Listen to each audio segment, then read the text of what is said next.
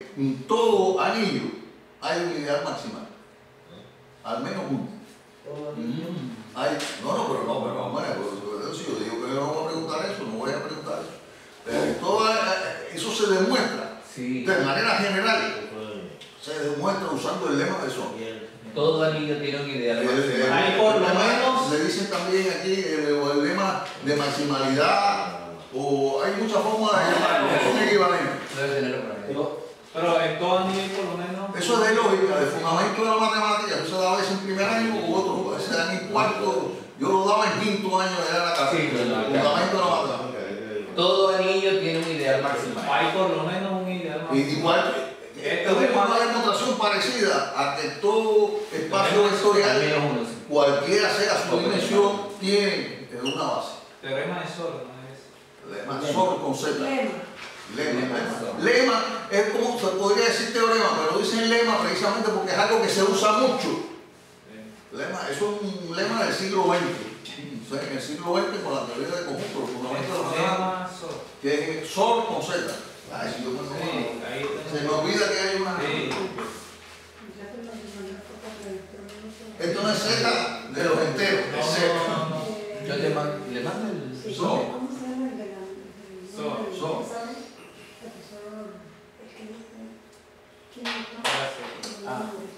Es equivalente al principio de elección, o sea que de todo conjunto, cualquiera sea finito o infinito, se puede siempre escoger un elemento. Y eso parece una tontería, pero eso necesita.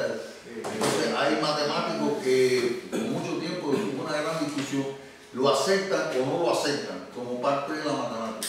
Porque además existe una teoría que tiene que ver con todo el desarrollo de la inteligencia artificial, del problema de. Estoy hablando de cosas que. Pero todo eso está relacionado. No, está relacionado, pero a otro nivel, vaya. Lo que quiero decir, ustedes todavía están en otro nivel todavía, por ahora, no es que no van, están empezando la maestría, lo único que andaba acá. Entonces, mira, en topología se vuelve a usar. Yo en anillos nomados podría usarlo, porque una cosa importante en anillos nomados es precisamente el espacio de los ideales maximales, el radical, que es la intersección de todos los ideales maximales. ¿Y para qué hablar de eso si no existe? Entonces hay que probar la existencia de un ideal maximal, y la manera de probar la existencia de un ideal maximal es usando el lema de Sol, no hay otra manera. No, lo menos que se conozca, no hay otra manera. Y yo decía que hay matemáticos, sobre todo de la época de Hilbert y demás, de esa época, a principios del siglo XX, una tiñosa ahí, que consideraban. Es una tiñosa, ¿no? Una aura, ¿no? Como dicen ahí. Un gallinazo. Un buitre, no es un buitre. No, es un animal como carroñero. Eso tenía la asamblea. ¿Qué le pasó? ¿Es su mala palabra? Es un pensamiento acá, se me pasó. No tiene nada que ver con eso. No, ha seguido de una mala palabra. No, los brasileños. ¿Fue lo que dijo? Que tragué en la asamblea. Cartoñero. Bueno. Sí. No, política no me habla, señores. No, Sácate del país, profe. No me complique la vida. Bueno, no, además me queda una semana, vamos a pasarla ahí. Bueno, ¿qué yo estaba hablando? Sí, que ya se me olvidó con la carroñera. Ya se me olvidó, bueno, eso mismo. El lema de Sol y de la elección, y que había distintos grupos, había gente, ya desde el siglo XIX, Kronecker, por ejemplo, con Dedekind tuvo mucha, porque Dedekind era de lo que había que usar lo infinito y todo este tipo de razonamiento, digamos, de existencia, sin construir los conjuntos. Y entonces Kronecker decía, no, de que había que construir, a partir de los números enteros, se podía construir todo. O sea, él decía exactamente lo que dicen que decía, no lo puedo corroborar. Dios hizo los números naturales y nosotros hacemos la matemática, tenemos que hacer todo lo demás. Y entonces, a partir del número natural, que es el principio de inducción, Es una cosa que es lo que se llama el infinito potencial, que no es considerar un conjunto que es infinito y trabajar con él, como hacía de Deakin con la cortadura y con otras cosas aquí. Él fue el que empezó toda esta teoría del álgebra conmutativa, de toda la estructura, con los anillos, los cuerpos, que él le llamaba dominios. Él llamaba dominios a todos, no solamente a los dominios numéricos, sino a dominios en el sentido abstracto, a los anillos. Después fue Hilbert, precisamente, que por eso es la primera clase que no va a examen. Pero bueno, son conocimientos que yo creo que hay que tenerlos, por eso lo digo. En fin, me vuelvo a sentar, no hay más nada que ninguna preocupación. A ver, ni yo tampoco tengo preocupación. Y la última propiedad, todo polinomio sobre un cuerpo no sería.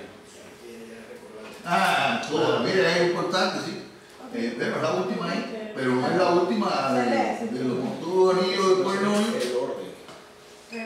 Sí. Sobre un cuerpo no sería. Ahorita sí. Si no lo tomas tú aquí. Los anillos noserianos son sumamente importantes, pero cuidado, no todos los anillos son noserianos, no solo los anillos, por lo menos lo que es equivalencia. Todo anillo de polinomio sobre un cuerpo es noseriano, condición suficiente, pero no es necesario y suficiente.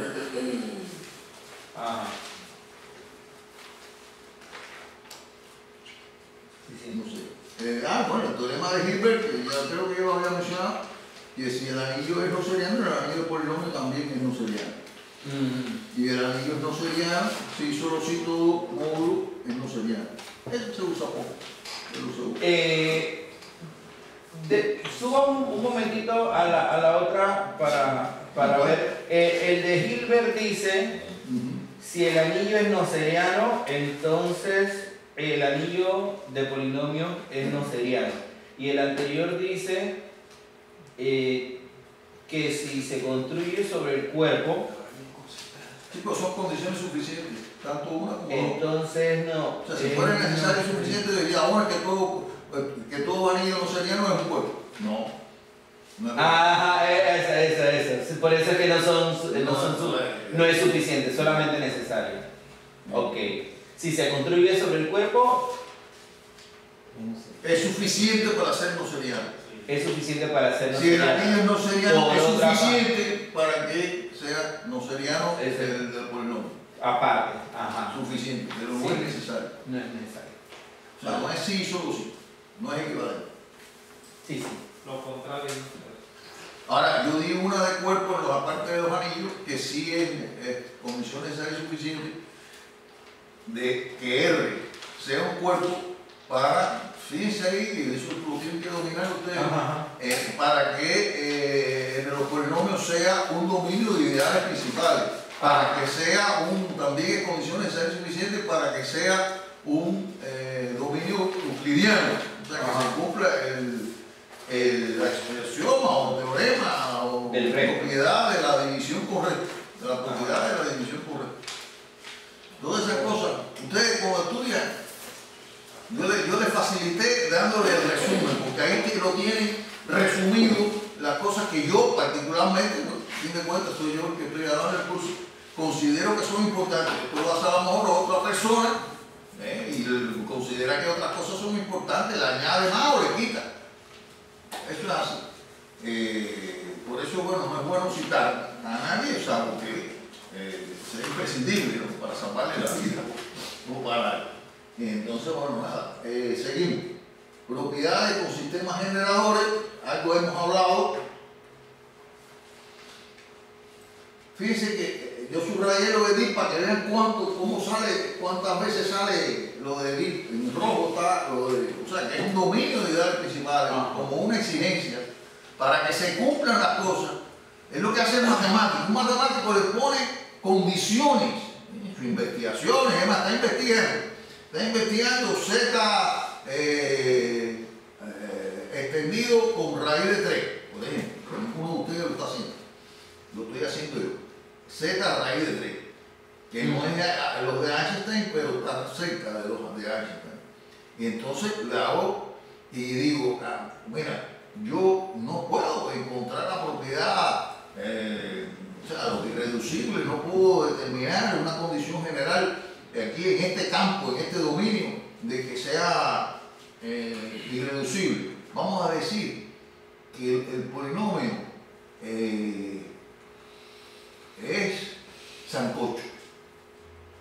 Y cuando para el polinomio es sancocho, entonces defino qué cosa es un sancocho.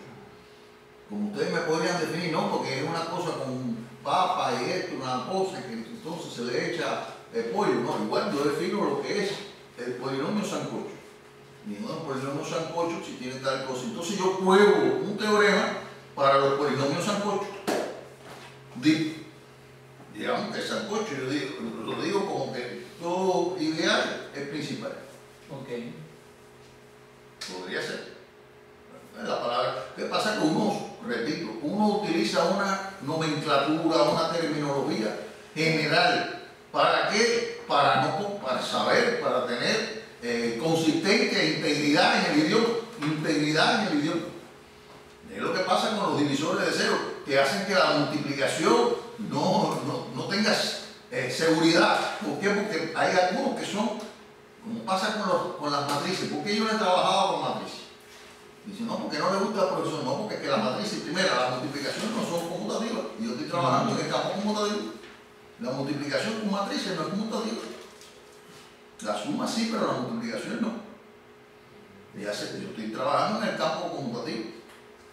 Yo quiero trabajar en los anillos normales, conmutativos y no conmutativos. Ya veremos. En dependencia de cómo sacan de la prueba, porque si salen muy mal, pues digo, bueno, ¿para qué voy a ponerme yo a hablar de no conmutativo? Si ya con lo conmutativo tienen problemas. ¿Para qué complicarles más la vida? O sea que eso es a posteriori. Entonces, la decisión, igual que la encuesta, la hice y bueno, tomé decisiones cómo empezar, cómo dar primero anillo y demás, porque si no me dicen que no saben las estructuras, pues vamos a empezar por anillo, que está muy relacionado con los módulos, como ustedes han visto. No empezar con teoría de módulos, sí. Claro. Vamos a empezar con anillo, claro, pero dediqué nada más que 2 semanas. Y 2 semanas que la primera nada más que di una clase, la segunda di 2 clases. Entonces, en fin.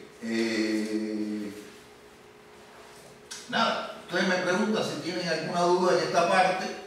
Ya estamos o sea, primero lo finitamente generado, donde se pide mucho la condición, una condición que para que sea posible la tesis. Como hipótesis se pide lo de DIP, lo de dominio de ideales principales. Está el primer teorema de isomorfismo que se podía dar desde el principio, pero precisamente yo lo dejé hasta que no me quedaba más remedio, porque está lo del cociente, que yo me di cuenta que había dificultad en la comprensión y en el entendimiento también, pero bueno, sobre todo la comprensión. Profe. De lo que es el doctor. Pero una pregunta, sobre homomorfismo, si es inyectivo es un monomorfismo, si es inyectivo monomorfismo, si es subyectivo es el dimorfismo y si es biyectivo entonces es un isomorfismo. Sí. Ya. Profe, perdón la pregunta. Se puede decir de las dos maneras, pero ¿qué pasa? Que tú cuando estás mira, en general hay que es el libro que se usa en Cuba, es un libro que está fundamentado en una cuestión que es muy nueva, que yo no quise usar, que es la teoría de categorías. Y en la categoría, que es más abstracto todavía que los módulos, más abstracto todavía que los espacios vectoriales. Sí, eso mismo. A ver si yo estoy hablando para la pared o estoy hablando para todo el mundo. Decía yo, a ver si me acuerdo de qué decía, de que en la teoría de categorías se habla entonces de que todas las estructuras, todos tienen topológicas también, tienen morfismo.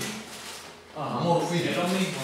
Entonces, ahora aquí tú le pones homomorfismo, quiere decir que homo es semejante. O sea que estos dos módulos o estos dos anillos, tanto uno como otro, se llama de homomorfismo. son semejantes. ¿Por qué? Porque te conservan la estructura. Conservan la estructura. Y ellos, o sea, la estructura en un caso de anillo y en otro caso la estructura de módulo. Yo no hice mucho énfasis, repito, ahora saqué lo del primer teorema de isomorfismo. Son 3 grandes teoremas de isomorfismo. A mí me basta con el primero, pero son 3 grandes teoremas de isomorfismo. Lo pueden ver en el mismo libro de Roma, al principio, no ahí en módulo, sino de antes. Y no sé si en módulo también lo trae y no lo demuestra porque dice uno, ya eso se vio antes en el espacio vectorial. En fin, eso a veces en los cursos de espacio vectoriales se hace y hay veces también que en el curso de espacio vectoriales no se da. Pero hay que saber, el primero sí, porque el primero es bastante simple. Es bastante simple, lo que hay que dominar el concepto de qué cosa es el kernel, el núcleo. Kernel es el núcleo. Es el núcleo. De lo primero que trabajaron cuando fueron, bueno, fue Gauss, ya lo vi, en la cosa es lo mismo de los números, pero más general, más abstracto. Entonces, es la parte que se va en cero. Es la parte que el kernel se va en cero. Si el kernel es cero, quiere decir que es inyectivo. Exacto. Pero bueno, aquí habla más bien. No tanto, es una inversión cuando tienes de M en, o sea, esta aplicación que se toma dual, digamos, o sea, cuando se le pone un asterisco arriba, dice que tienes una aplicación, un homomorfismo tau, que va de M en N, que son 2 submodos, un homomorfismo que conserva la estructura, pero son diferentes. Un endomorfismo es cuando es de M en M, endo. Es otra cosa que no me preguntaron. Es como interno. Es una cosa interna que se queda ahí. ¿No? Que también a veces se llama operador. Es un operador lineal, porque estos son lineales, como homomorfismos son lineales. De espacio vectorial es una característica que siempre se habla así, que son aplicaciones lineales, operadores lineales. Estos también son lineales. Los de módulo, los homomorfismos. Y aquí es una inversión. ¿Qué quiere decir una inversión? O sea, bueno, te lo sumerge.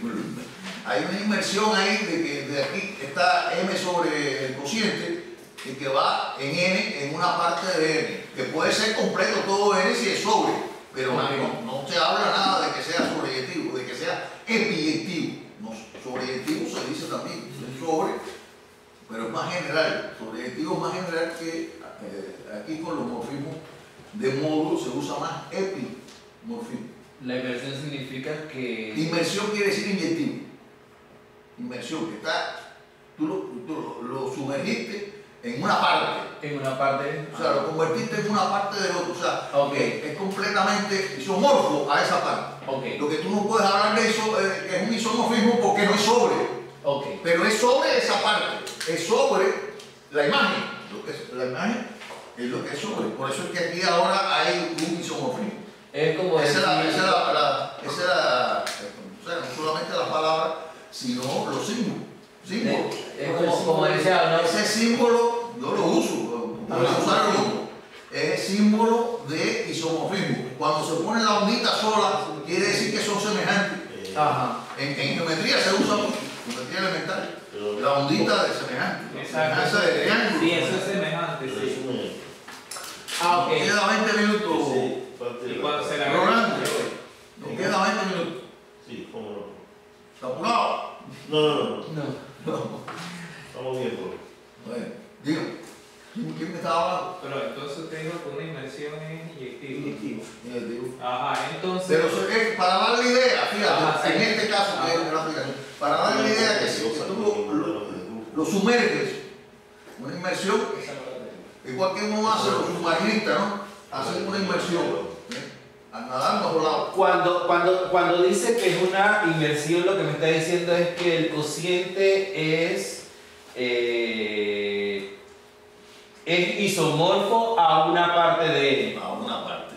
Y en este caso es isomorfo a la imagen de los homomorfismos que se había hablado originalmente. Ajá. Por eso que para entenderlo mejor, yo vi esa parte que se pone en diagramas.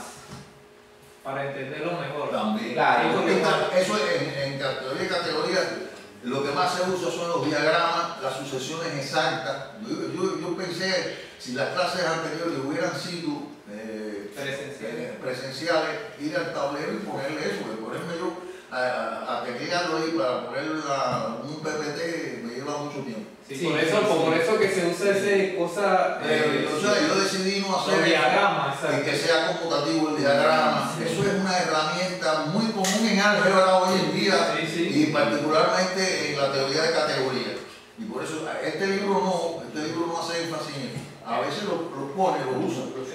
Entonces todo lo va explicando así como usted conversaba con Juan, que para allá es esto, lo otro, que para, y se entiende mejor. Ese es lo que se ve. Según mi reloj, me faltan 15 minutos para terminar. Ya es la última vez que voy a retomar esta materia. Claro, aunque en la aplicación voy a hablar de algunas cosas porque para poder aplicarlo, pero voy a tratar de darle una versión reducida de los problemas de la aplicación a los polinomios, a los operadores lineales en espacio vectorial. Porque no es fácil tampoco, no es que suceda una panacea, no, porque es una aplicación, no, eso no es fácil. Entonces, vamos para adelante, ya vienen los teoremas de descomposición, lo tenemos más fresco. Ayer mismo hablamos de esto. Yo veo que algunos están un poco diluidos y eso pasa cuando, bueno, son 3 horas ya que llevamos aquí. ¿Verdad? Entonces, pues, yo considero que es antipedagógico. Sí, es mucho profundo. Las 3 horas, no para el profesor, pero también para los estudiantes. O sea, que según los psicólogos, lo que tú puedes mantener de atención es, si acaso, una hora o 40 minutos. Bueno, es que nosotros, que hacemos en Cuba, las horas, cuando hacemos una hora, es 40 minutos. Eso es precisamente, antes eran 45, pero por problemas de energía y por otras cosas, pues ya han dejado en 40. Cada turno es de 40 minutos. Pero por eso Dice una hora, pero una hora lectiva, Pero por eso se ve que Zoom tiene 40 minutos, porque es el estado en que una persona necesita un receso. Eso no han estudiado, los matemáticos no han estudiado los psicólogos, de cuánto la atención se puede mantener de una manera activa. Y eso es muy importante en la didáctica, o sea, de que uno, el estudiante, el profesor también, se mantenga el compartimiento óptimo. Profesor, pero podemos hacer esos arreglos internos acá con ustedes. ¿Perdón? Eso pueden hacer esos arreglos internos del tiempo para que no haya esa descompensación de repente, que usted se sienta de nosotros también. Esos arreglos podemos hacer internos, ¿no? El problema es que usted tiene que paseárselo al coordinador para los próximos. Ya ya está matado. A mí me dijeron, a mí no me gustan las 3 horas. Es más, yo le digo que 2 horas. Claro. Pero yo quisiera que ustedes vieran ahí, lo tengo en la computadora, eso está ahí, que dice concretamente, usted tiene que dar 3 horas de clase, 2 horas de clase, los miércoles y 3 horas el viernes y 3 horas el sábado. Ya yo lo incumplí ayer, que di 2 horas. Además, una temática que de verdad a mí me aburre, imagino que a los estudiantes les aburre más todavía. Entonces, eso de la descomposición está interesante. Si uno cuando lo entiende, lo encuentra más interesante. A mí me gustó mucho la intervención de Juan porque me ayudó a que fuera más fluido, porque él dio la esencia de lo que es, o sea, destiló bien los conceptos, las ideas y dio ahí bien que aquí ahora el segundo era este y el tercero. Y me explicó lo que yo iba a hacer, pero lo iba a hacer al final. Claro. Entonces, esos son los que estamos hablando de los teoremas de descomposición. En todas las materias, en análisis. Entonces, quiero que ustedes no han dado series de Fourier. Ustedes no han dado series de Fourier nunca. Series trigonométricas, series de Fourier. Bueno, yo venía hablando con el profesor Josué de eso.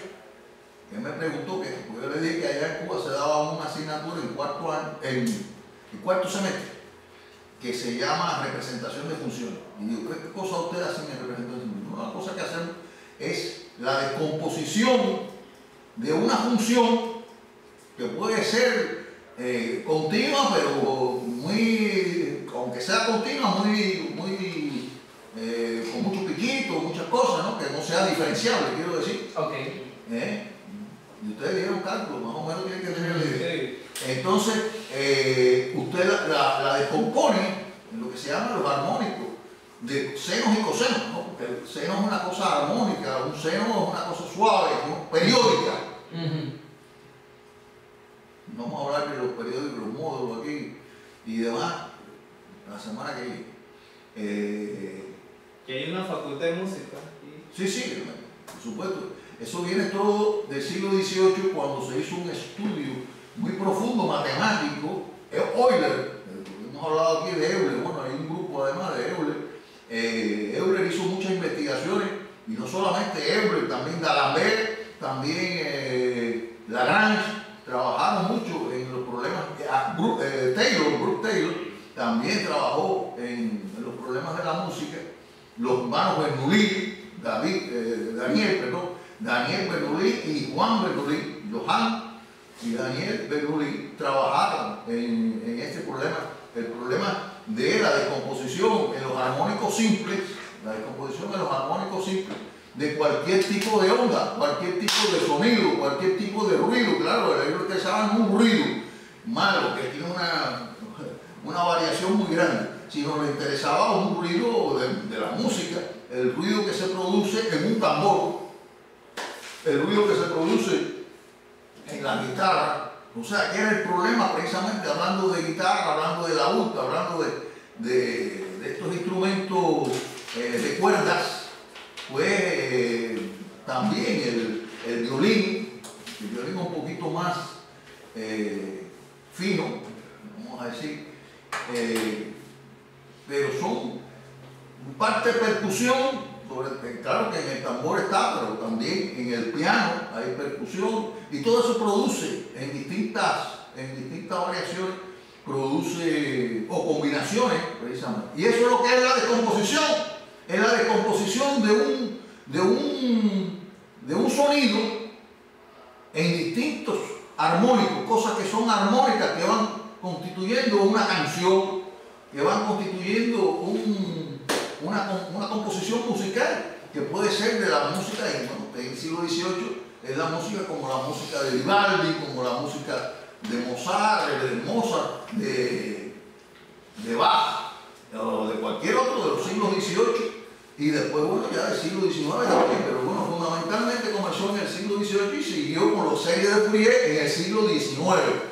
La serie de Fourier es una serie particular que los coeficientes trigonométricos, oye, eso no es lo que va a la prueba, pero entonces no les interesa.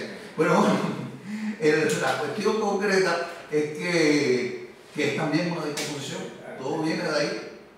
Siempre en matemática se trata de llevar a las expresiones, bueno, que se hace en la física.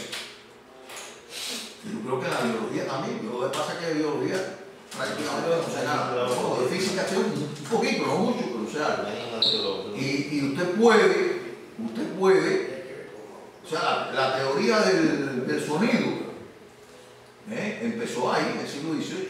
O sea, los grandes ingenieros que trabajaron todas las cosas de acústica, la acústica nació ahí, aunque desde la antigüedad hay algo de música en todas las civilizaciones, y también hay estudios, el mismo Pitágoras, la escuela de Pitágoras, los pitagóricos trabajaron con la música, consideraban la música con la armonía, que es como le llamaban, la armonía, no le decían música, decían armonía, y ahí viene lo de los armónicos y todas esas cosas, la consideraban como una parte de la matemática. Las matemas, ¿qué cosa? O sea, ¿de dónde viene la palabra de matemática?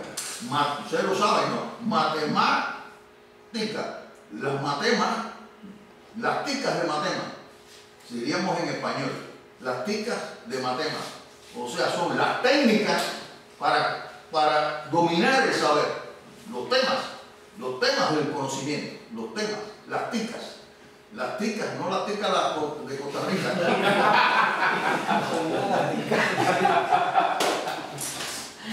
Ella no está oyendo, ella no, esas cosas no la oye. Me está portando bien, profesor. Mire que no abierta la boca, se queda ahí. se vio el profesor. Es para que se rían un poco, porque Que nos no hablan puede, muchas cosas teóricas. Bueno, la cuestión concreta es que en todo hace falta descomponer para poder estudiar. Eso es lo que se llama también el análisis. Analizar es llevar el todo a las partes y después que tú tienes las partes, bueno, también volver otra vez al todo. ¿No? Es otra manera dialéctica, igual que hablamos antes de la práctica y la teoría. Hay muchas cosas que a mí me gustaría conversar con ustedes, pero que no hay tiempo. Ya. Lo que nos queda son 7 minutos, no sé si hay algo más. Es que eso nos ha pasado por no tener las clases presenciales. Bueno, yo trato en las clases virtuales no irme mucho de la temática del libro, para que me puedan seguir, porque si me pongo a hablar de muchas cosas pues se pierden. Aquí hemos hablado de otras cosas, pero bueno, estamos viéndonos la cara, veo si están ya desubicados, están desconectados. Nosotros, allá los muchachos dicen, no, ya este fulano le quitó el plus, o sea, le quitó al profesor. Y pues el profesor está hablando tanto, que ya pues, si le hace sin pan, y le quita, lo desconecta de la corriente. Bueno, no sé, ya, yo terminé, yo no tengo más nada que decir. Ustedes son los que deciden si seguimos, pero yo no tengo nada más que decir. Ya dije que la prueba, me imagino que todo el mundo entendió. Sí. 3 preguntas, 30, 30 y 40. Y la verdadero o falso hay que justificar, no decir que es verdadero o que es falso. Hay que decir es falso porque z cuadrado, z2, z no sé qué. Argumentar que es la palabra correcta. Hay que argumentar porque, igual que en un juicio, claro, el abogado argumenta en base a las pruebas que hace. Tengo miedo. Ustedes no tienen que hacer la prueba. Antes mandaban un link de la clase Google Meet, la de ayer, el link. ¿Alguien tiene el link? Ah, ok, ¿y por qué lo necesitan? Yo mandar Yo creo que la clase entera, por favor, esa una clase guía de entera. Ah, sí, ayer no se mandó.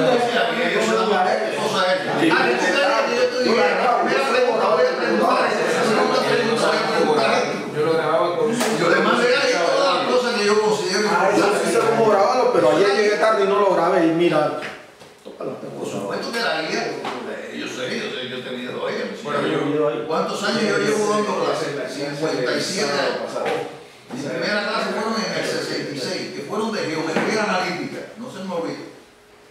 Geometría analítica, en el año 66. Después tuve 2 o 3 años dando geometría analítica. Primero práctica como asistente y después como profesor de conferencia. Y después pasé para cosas de álgebra y pasé para cosas, o sea, a la vez daba cálculo y daba álgebra. En fin. ¿Se puede arreglar? De mucho nivel. Ya terminamos. No hay más nada que preguntar. el día del parcial lo preguntamos. ¿Cómo? Mire, qué bueno que Ramón lo dice. Yo tengo una norma que utilizo en todas las pruebas. No acepto ninguna pregunta personal por una experiencia negativa que tuve, que por supuesto el responsable soy yo, de que hubo una persona que en una prueba me preguntó y después alegó que la respuesta que yo le había dado, como era él solo, no había testigo, era él, la palabra de él, la palabra de él. Por supuesto no me pasó nada, porque si no estoy aquí, ¿no? Claro. No, eso se Pero alegó de que yo lo que le había dicho provocó que no aprobara la prueba. Yo no contesto. Hay profesores en Cuba, estoy hablando aquí, hay profesores en Cuba que contestan todas las preguntas que le hagan, pues personales y generales. Yo contesto preguntas generales, pero se entiende que la pregunta general no es la respuesta al inciso B es verdadero, ¿verdad? Porque estas cosas. No, eso no es una pregunta, eso está diciéndole a los demás lo que es. Entonces, allá en Cuba lo voto del agua. Aquí a lo mejor no lo voy a votar porque digo, no, bueno. ¿Usted se va el lunes? Yo me voy el lunes. con los cuadritos. Tengo que terminar de pasar bien. Capaz de, cuando yo salga, está esperándome en la esquina ahí, oye, No. ¿Qué pasa? ¿Cómo usted me bota allá? ¿Usted se cree cubanito este? ¿Qué se cree cubanito este? ¿Cómo me va a No, pero profe, se entiende porque yo creo que, bueno, no sé, a mí también me ha pasado, porque ellos hacen una pregunta y como usted lo dijo hace un rato, a veces no manejan el vocabulario y preguntan una cosa queriendo preguntar otra, uno responde pensando lo que ellos están preguntando. Yo lo que quería era ayudar. Eso pasó también en los exámenes. Aquí no se usa, creo, pero en Cuba se usaba mucho tiempo, se estuvo usando exámenes orales. Aquí no se usa el examen oral. Bueno, en Cuba se hacía el examen escrito y además un oral. O sea, tú hacías el escrito pequeño, no muy largo. Y entonces tú hacías, en base a ese, te llamaba el profesor y tú discutías lo que tú tenías escrito ahí. Eso en la Unión Soviética, eso vino en Cuba por los soviéticos que usaban ese método. Yo lo vivía. Pero ¿qué pasaba? Que muchas, pues, si lo hacía el profesor, el examen, pues ahí quedaba el criterio y muchas muchachas que se echaban a llorar, formaban un escándalo, traían el padre era ministro, el padre era no sé qué. Y entonces formaban un rollo, como ustedes saben, no conmigo, eso no fue, yo no tuve ningún problema de ese tipo. Pero sí hubo profesores que tuvieron. Entonces se decidió que siempre el examen oral era con 2 personas. ¿Qué ocurrió? Que decidieron los profesores no hacer el examen porque tenían que depender de tener otra persona. Hay veces, hay asignaturas que tienen un asistente. Por ejemplo, yo cuando trabajé aquí la vez anterior no fue como ahora, yo tenía un asistente, sino que yo tenía un asistente. Pero está Lenin. No, yo me voy a ganar. Está Lenin, el asistente. ¿Cómo? Lenin, el asistente. No, pero Lenin es asistente técnico. Ok. No puede hacer un examen junto conmigo, yo tengo que examinarlo ahí. Eso es lo que decía, que es verdad. Así, dice, una vez escuché un profesor que dijo que en matemáticas. En la clase de matemáticas el profesor piensa una cosa y tiene todos sus conocimientos allá elevados, pero cuando va a explicar no lo puede explicar, tiene que buscar las palabras necesarias. Eso es importantísimo, en matemáticas todavía. Entonces, cuando explica, dice otra cosa. Cuando escribe, no puede alejarse de los axiomas, teoremas, toda la teoría, entonces escribe otra cosa y ahí el estudiante entiende. Sí, una cosa es lo que yo diga y otra cosa es lo que por eso yo digo, no lo digo yo, fue mi tutor el que lo dijo. Sí. De que lo que usted tiene que saber es lo que yo pienso, eso sí, es lo que usted tiene que saber. Claro, estaba diciendo que me iba a ser muy difícil. Usted me tiene que entender también que cuando yo cometo un error, usted me puede hacer la observación. La puedo hacer la observación. Pero no, en la prueba no voy a hacer observación. No. En la prueba voy a decir que yo voy a calificar. En la prueba no hay divulgación. Yo voy a calificar con rigor, como lo exige el álgebra. Como lo exige el álgebra. Ahora, que yo ponga una prueba muy rigurosa es otra cosa. O sea, yo pondré una prueba en base a las clases. Otro alumno, yo fui vicedecano. En fin, entonces yo tenía que hacer reuniones con los estudiantes porque los estudiantes estaban en desacuerdo con cómo lo hacía la clase el profesor. Entonces yo me reunía con ellos. Entonces me decían, profesor, es que ese profesor de esa asignatura da las clases de a 5 centavos y hace los exámenes de a peso. No sé si usted entiende la diferencia. 5 centavos, no sé cuántas partes, o sea, 20 partes, ¿no? Sí, o sea que y en la prueba es así, ¿no? Yo trato de dar una clase, eso es una pretensión mía, no quiere decir que yo lo haga, pero mi pretensión es que mi clase sea una peso. Y los exámenes no son de 5 centavos, los exámenes son de 80 centavos. Sí, no, está bien. Ahora aclaremos un concepto. ¿Cuánto es un peso? ¿Cuánto es un peso en estos momentos? ¿Cuánto es un peso con respecto a los centavos? Al dólar. A los centavos, sí. No, a los centavos. Es la centavos. Un peso son 100 centavos. Un peso 100 centavos. O sea que el dólar no es igual. 6 céntimos. Céntimos no se usa. No, está está bien, lo que pasa es que aquí en Panamá a 50 centavos le decimos un peso. Ajá. Lo que quiere decir que estaba haciendo lo mismo que el otro. No. Entonces Un peso tiene 100 centavos. Ahora sí. Cuando yo hago el cambio, ojalá que fuera así, el cambio es un peso por un dólar. Hasta un peso. Ese es el problema que yo tengo, no sé si me lo están grabando, pero bueno, no importa que se esté. El problema que yo tengo es que si me lo dan aquí, me pagan los 1.000 pesos que me van a pagar, me lo pagan los $1.000, y yo lo llevo para Cuba, esos son 1.000 pesos, y 1.000 pesos es mucho menos. en Cuba no es nada. No es nada. Un peso es 250. Imagínate. O sea, un dólar es 250. 250 pesos. Actualmente. Entonces le conviene llevar los pesos de aquí. me lo cambian uno a uno. Me conviene que me lo dé o utilizarlo aquí o llevármelo y que me lo cambien a 250 por uno. ¿Entiendes? Claro. Eso que no lo pongan en el periódico ni lo pongan en ningún lado. No, pero estamos claritos porque todo el caserío en Panamá tiene ese mismo problema porque Usted tiene la ventaja, en cierta manera, de ventaja entre comillas. Claro, no, es relativo. pero bueno, la ventaja de que, igual que Ecuador, igual que otros países que han dolarizado, ahora lo quieren hacer también en Argentina, dolarizar la moneda, y decir, mi moneda, ustedes dicen Balboa, pero es el dólar. Es el dólar, mi moneda es el dólar.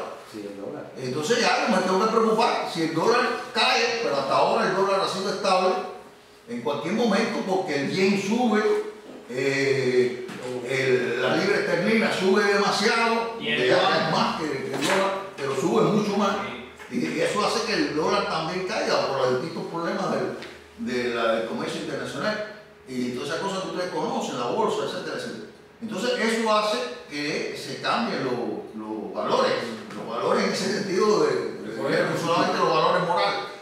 Para mí son más importantes los valores morales, pero bueno que hay que tomar en cuenta también los valores de este tipo financiero, económico, o como se llama.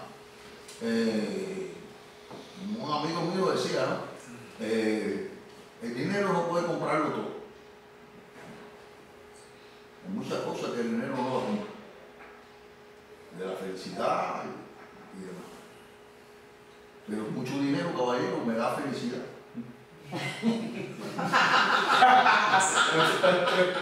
Y salva vida también. Y salva vida. Puede hacer muchas cosas, ¿no? Sobre todo la caridad. Si tú tienes en cuenta eso, bueno, si yo dono, no sé, un millonario y dona Bill Gates, ¿no? Dona no sé cuántos millones para hacer cosas, porque tiene muchísimos millones, miles de millones. Y lo dona, bueno, también es un acto positivo, pero también ten en cuenta que ese fulano, cuando hace eso, los impuestos no se lo cobran. Porque esa es una ley que hay en los Estados Unidos y en muchos otros países.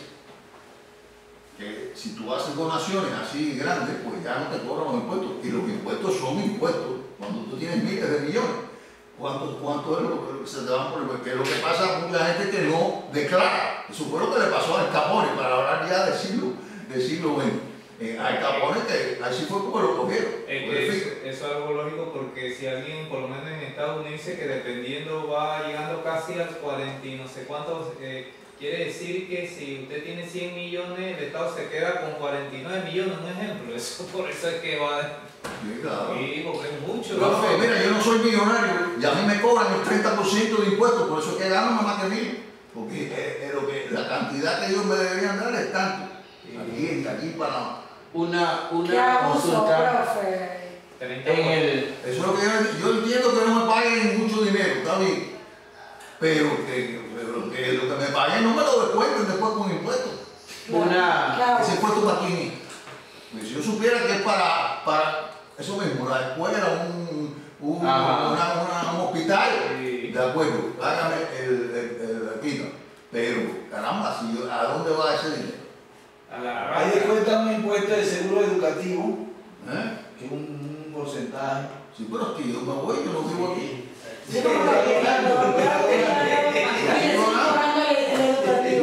orando por una gente pobre, una gente que necesita que le donen. Profe, perdone la pregunta fuera de todo lo que estamos diciendo. Es la última vez que vamos a hablar de eso. No lo que tú digas, sino hoy día de hoy. Ok.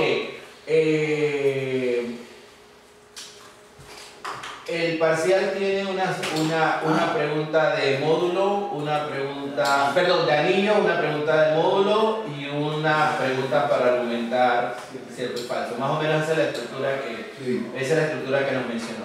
Digamos en la de anillos y módulo, pues la de cierto y falso ya de pronto ya tenemos algo más idea. En la de anillo y módulo usted nos pide probar cierta propiedad sobre un anillo que tiene tales propiedades y que pruebe tal cosa. Entonces, ahí sería Yo no te como... voy a pedir nunca No la demostración. la demostración de ningún teorema. Demuéstrame el teorema de Hilbert. Pero si no, Demuéstrame el primer teorema de Emmy-Nesser o Nesser.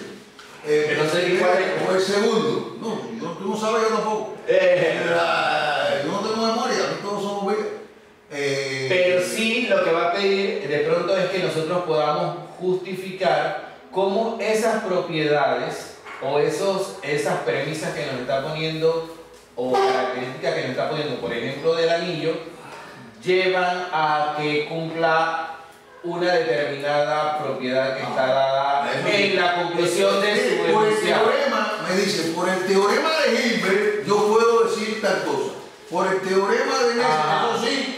O sea, usted tiene que saber el teorema de Hilbert, tiene que saber el teorema de Nesser para darme la respuesta. Exacto. Pero usted no tiene que saber la demostración del teorema de Hilbert. Usted no tiene que saber la demostración del teorema de Nesser. Entonces estaba pensando. La demostración del teorema de composición primaria, ni tiene la de cíclico, nada de eso. Por eso yo digo que para qué caramba se estudia. No, exacto. Yo estoy hablando por el resultado. No. ¿Por qué? Porque al hacer la demostración, usted ve cómo se trabaja con esos conceptos. Claro. Por eso se hace. Pero que pasa que hay algunas demostraciones, como esa de la descomposición, que yo no podía hacerlo de ninguna manera porque que yo no puedo hacer una demostración, no puedo, no solo por la memoria, sino que vean el libro cuántas páginas de una demostración. Vale. No tiene sentido práctico. No tiene sentido. No tiene sentido. Sí, bueno, la demostración de no sé cuál otro teorema que está por ahí, la otra más adelante, bueno. Podría ser, pero yo no lo voy a hacer, pero lo podría hacer. Es como lo que una de las demostraciones que vimos en la de los módulos, que por ejemplo para poderlo demostrar había que plantear un morfismo, un epimorfismo, para asegurarnos de que fuese era la multiplicación, porque precisamente el núcleo te iba a dar el anulador. Te va a dar el anulador porque es una multiplicación para que sea cero, el núcleo de ese epimorfismo es el kernel. Ese epimorfismo es el anulador. Y estoy buscando el anulador. Estoy buscando el anulador porque me hace falta en la demostración, porque el teorema lo dice en la hipótesis, la tesis. Lo que me refiero es que el mismo teorema no plantea que hay que hacer. No. Esa fue la estrategia que utilizó el que lo resolvió. Entonces, eso es lo que se aprende en la demostración. Que de pronto yo no estoy en contra de la demostración. No, claro. Yo estoy en contra de algunas demostraciones en la clase. Hay profesores, yo he tenido profesores, yo venía discutiendo eso con el profesor Josué en la máquina ahora, hoy mismo. Porque había muchos tranques y bueno, había tiempo para conversar.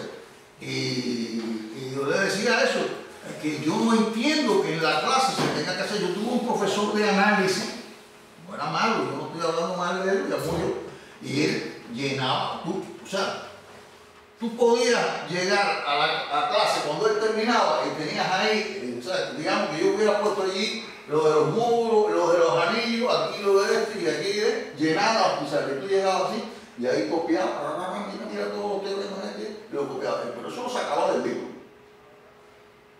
Eso no es, claro, que tú dices, bueno, no sé cómo voy a hablarle como Boro, porque eso es otra cosa, que además no era buen comunicador, porque ahorita estábamos hablando, como Boro no era buen comunicador.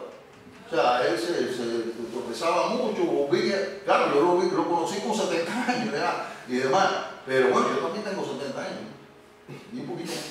Entonces, la cuestión es, o sea, que no era buen comunicador en ese sentido, pero era una persona que pensaba, nadie lo dudaba. Pero lo que quiero decir es que, no sé, a mí yo veo mejor esto que hemos estado haciendo, o sea, aquí en la presencial, un poco de conversación, o sea, de comunicarnos mutuamente cuáles son mis preocupaciones, cuáles son mis dudas, las mías y las de ustedes, y bueno, tratar de resolverlas. Profesor, esa Bueno, ya nos pasamos de la hora, yo lo veo mirando el reloj, no es culpa mía, ya terminamos. La de, o sea, utilizar las demostraciones para justificar problemas, siento que eso está a otro nivel, porque demostrar es una cosa, pero utilizarlo para justificar está arriba, porque tienes que entender el teorema para poder usarlo. Por supuesto, por supuesto. Eso yo sé que no es fácil. Eso no es fácil. Es más fácil que yo le diga a ustedes, apréndase de memoria. El teorema de Hilbert, bueno, yo tengo profesores que también han hecho eso. Le dan una lista, en la guía que quería Samuel, una lista de los teoremas que le voy. De eso yo saco uno para la prueba. Y aprenderse de memoria. Apréndase de memoria. Yo estoy de verdad enseñándolo a pensar. No, lo que si acaso es memoria. Está ejercitando la memoria. Sí. Igual que. Entonces, para eso yo cojo una cosa que sea más agradable. Ver a las canciones de Rubén Blades, las canciones de Pablo Milanés, o las canciones de Silvio Rodríguez, los cubanos. Y bueno, y ya te aprendes las letras de esas canciones, vamos a aprenderlas y esto se la memoria. Yo estudié en una escuela religiosa y una de las cosas que hacían era eso. ¿Y para qué lo hacían? Lo decían. Es para ejercitar, cuando yo era niño, para ejercitar la memoria. Yo lo veía bien y yo aprendí muchas poesías que ya se me olvidaron. Esa es la otra cosa, que uno se le olvida la cosa, se la aprende de memoria y tan rápido como tú te la aprendes, la olvidas. La memoria traiciona. Acuérdate de lo que dije el otro día, lo que estuvieron, por lo menos yo sé que Lenin estuvo y Samuel creo que también, no sé, en la conferencia. De lo que es la cultura, es lo que queda cuando se te olvida todo lo que te aprende, decimos, no sé si se entendió eso, porque en Cuba se dice, el estudiante en el último momento prendió con alfileres el conocimiento que le hacía falta para aprobar. Lo prendió, alfileres, ¿se entiende lo que son? Sí. Lo prendió con alfileres, entonces por eso puse prender. O sea que tú, la cultura es lo que se queda cuando tú te olvidas todo lo que te obligaron a aprender, te obligaron para el examen. Por eso dije también que si la educación era solo, pero el fin de la educación era trabajar para los exámenes, eso sería el fin de la educación. Exacto. Eso no es educación, señor. Discúlpeme, pero es mi criterio y lo defiendo a donde haya que defender. Eso no es educación.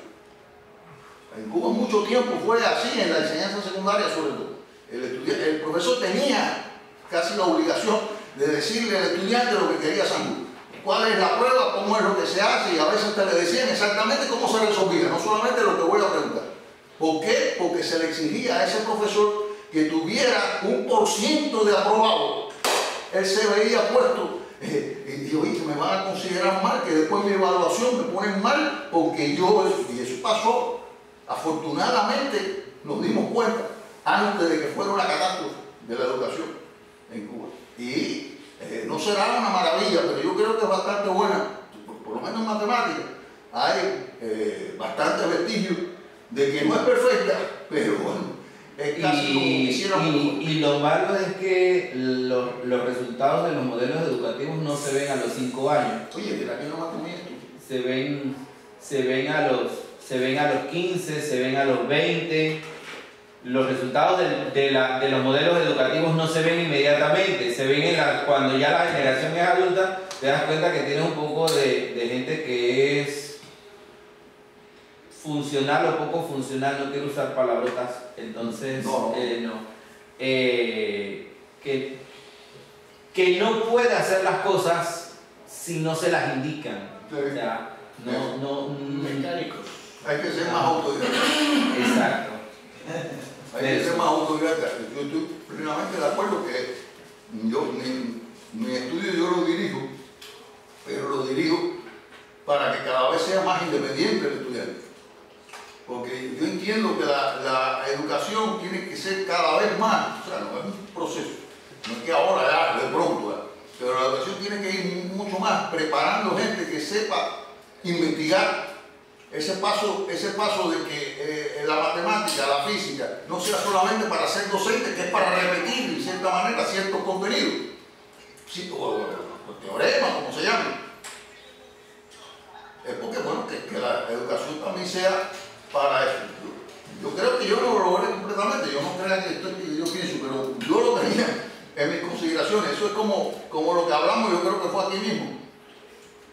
Queda otra conferencia, no sé lo que hablo en una y lo que hablo en la otra, pero de lo del horizonte, el galeano, la utopía, ¿para qué me sirve? Fue aquí, Sí, aquí. un sábado, que claro, había poca gente. ¿Para qué me sirve? Para, bueno, más o menos me da un camino. Sí, la tengo que ir. claro. Una investigación, que hay que hacer investigación para poder trabajar en un centro de investigación. ¿Para qué se llama centro de investigación? Los grandes centros de investigaciones que hay en el mundo, que hoy tienen, no son las universidades, hay algunas universidades que sí lo tienen. Por ejemplo, en Estados Unidos, cerca de Princeton, está el Instituto de Estudios Avanzados, donde estudió Einstein, donde fue profesor. Einstein fue von Neumann, profesor, y bueno, hay premios Nobel, no sé cuántos premios Nobel han estado allí. Y lo mismo en Francia, que son institutos que tienen un gran prestigio, que hay muchos allí premios Nobel, o hay muchos premios Phillips, lo demás, y bueno, forman investigadores. Pero nosotros que estamos en el mundo, en los mundos en desarrollo, que no estamos tan desarrollados como los de Estados Unidos o como Francia, tenemos que ser más modestos, más humildes y pensar que hay que empezar, pero no podemos pretender ya parecernos a Princeton. Pero bueno, nos da una idea de cómo se puede hacer. Y a veces la gente que tiene más nos obliga a que seamos menos. No sé si se entiende. Bueno. Y él está buen entendedor, pocas palabras. Señores, es hora de irnos. Sí. Oye, el miércoles es virtual. Sí. Cualquiera sea la situación, es virtual. Lo que voy a tratar es que el viernes sea presencial. Ok. El viernes. El viernes próximo, antes de la prueba. Profe. El viernes antes de la clase. Haciendo los sitios que no conseguir, dice ya. ¿Cómo? Irnos ya. Vamos para Cuba ya. Ah, no, para Cuba no. Como voy a ir para Cuba, tengo que hacer el examen. Eso es lo que tú quieres. Mira, me di cuenta. Vamos para Cuba para allá buscar los exámenes. Estos muchachos saben mucho, profesor. Cuidado, muchachos. Ven acá, Juan. Mande. Sí, yo ¿Qué edad tiene usted? 44. 44. ¿Tiene familia? No se escucha. Vive solo. Por eso no he querido cuando estoy en clase. Por eso no he querido cuando estoy en clase. No me saltan por encima como a Emanuel. Sí. Todavía está interesado. Sí, claro. Sí, claro.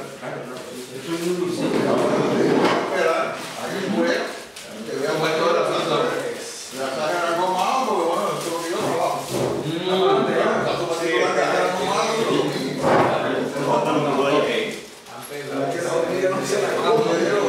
una vez leí una comida ahí cuando estaba. Pero bueno, el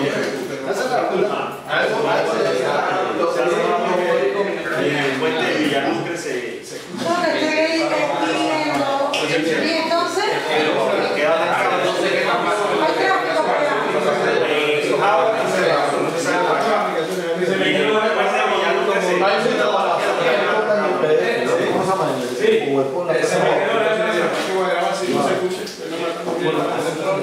Si así, no puede coger Juan Díaz. Sí. O por USB. Cuidado, se cae. Hay que Presidente, Puente Villaluz. Así. Chicos, ¿y qué vamos a hacer de tortillas?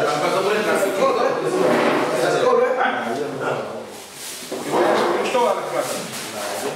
También la verdad.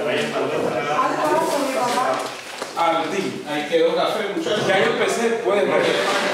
La primera clase que fue presencial ya. Bueno, sí, eso también. La segunda ya la grabé. Ya la grabé.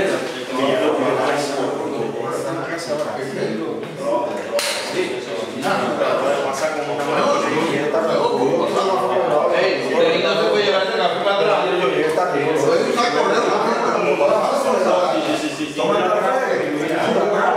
Sí, tome café, muchachos.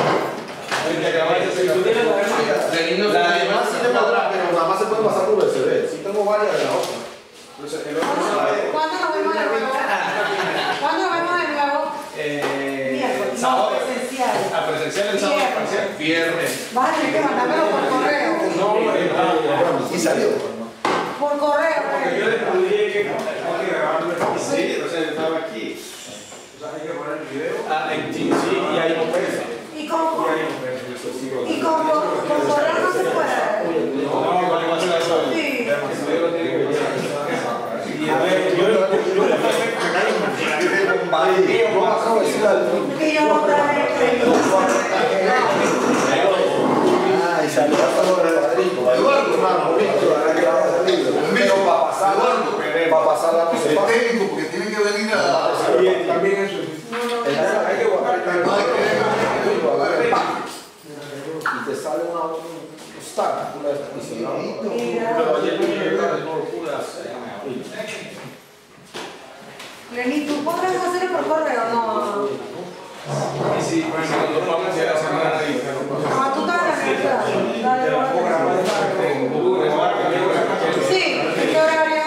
En la tarde, ¿verdad? Te llamo. ¿Para qué lado vive? ¿Para qué lado vive? San Antonio.